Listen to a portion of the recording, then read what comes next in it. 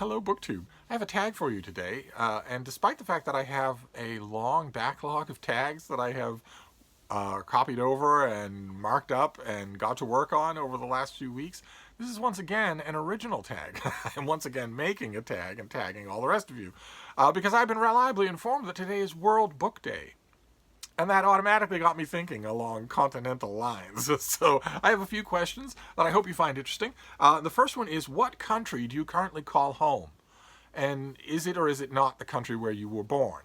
The country where I currently call home is the United States of America. And there's a large degree of scholarly disagreement as to whether or not this is actually where I was born.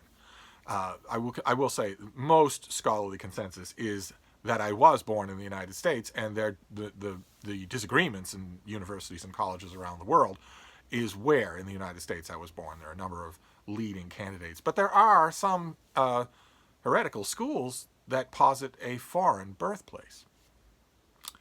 But right now and for the rest of time, it will be the United States of America, for good or ill. Question number 2, how many countries have you visited? And did you buy any books there? And by a rough count of mine, those of you who are new to this channel, or quite a few of you who are new, hello, welcome. I have done a huge amount of traveling in my life. So when you talk about countries that I have visited, it's well over 180. I have visited everywhere in the world except the Australian archipelago, Australia, New Zealand, and whatnot. I've never been there, and I never will be there.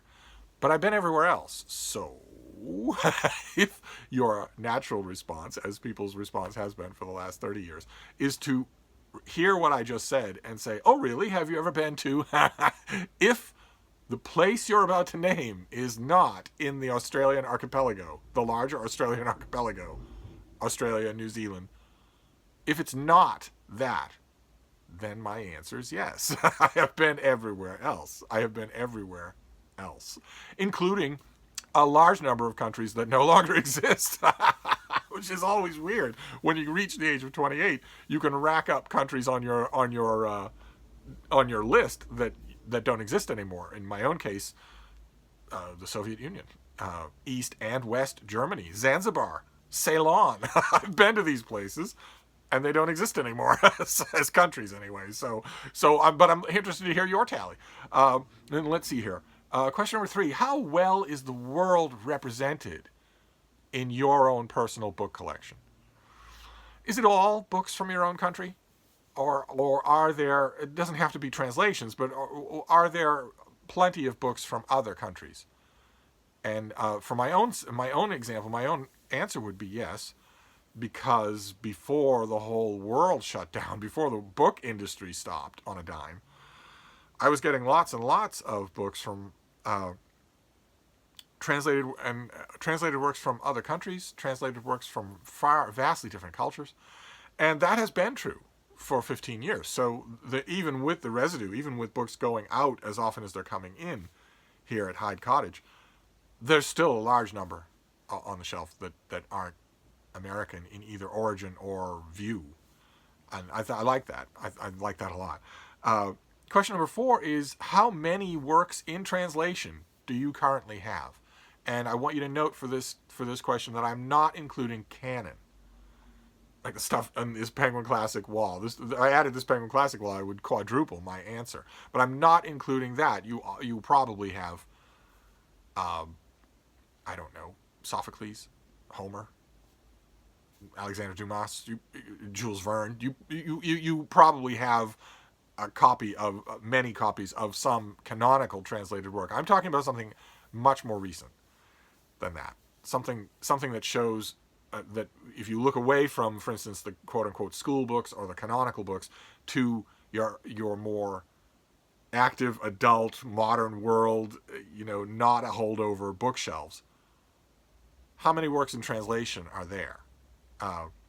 And my own count was 109.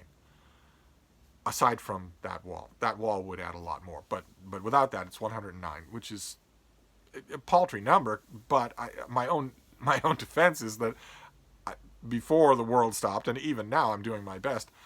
My bailiwick is new releases in English in America.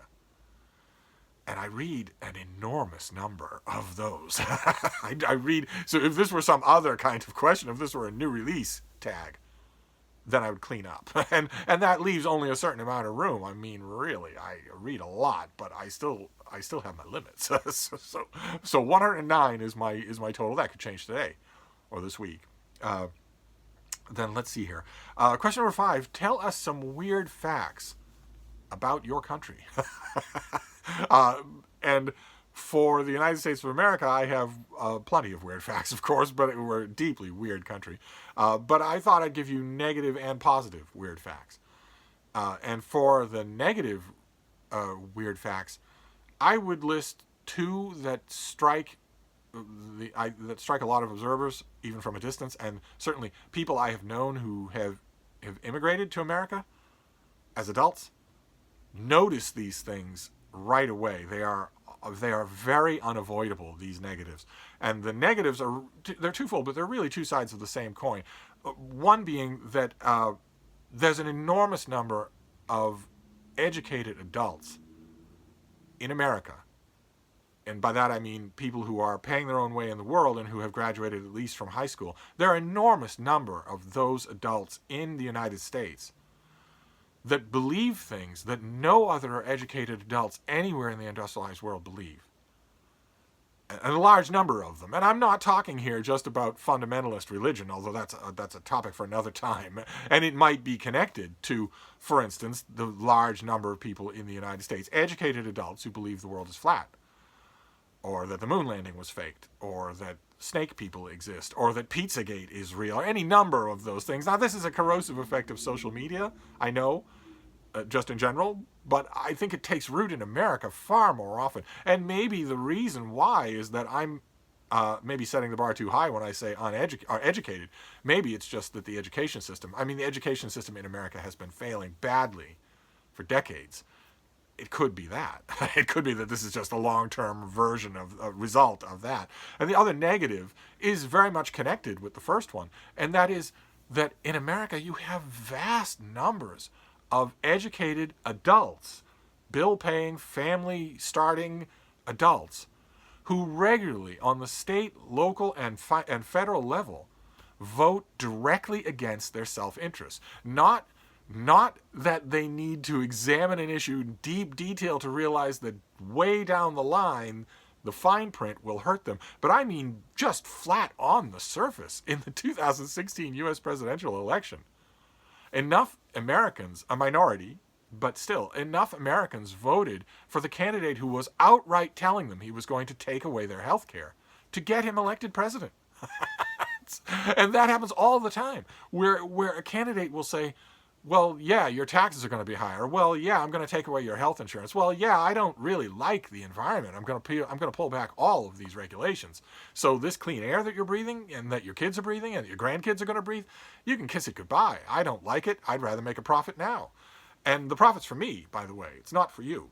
You're not going to see a penny of it, except maybe if I dole out a couple of nickels here and there as a tax rebate. But that'll be one time only for you. I'll work it into the legislation that is permanent for these companies and these CEOs that I know and would like to be a member of. If I weren't so bad at being a businessman, Americans will hear that said directly to them. The national parks that are a treasure for you and your kids and your grandkids, I want to drill in them. Vote for me. And they'll do it. And they'll do it. A huge number of Americans routinely vote openly against their own self-interest. I don't know why. It could be that those 2 negatives, are indeed flip sides of the same coin. It could be that they are both the outproducts of a failed educational system.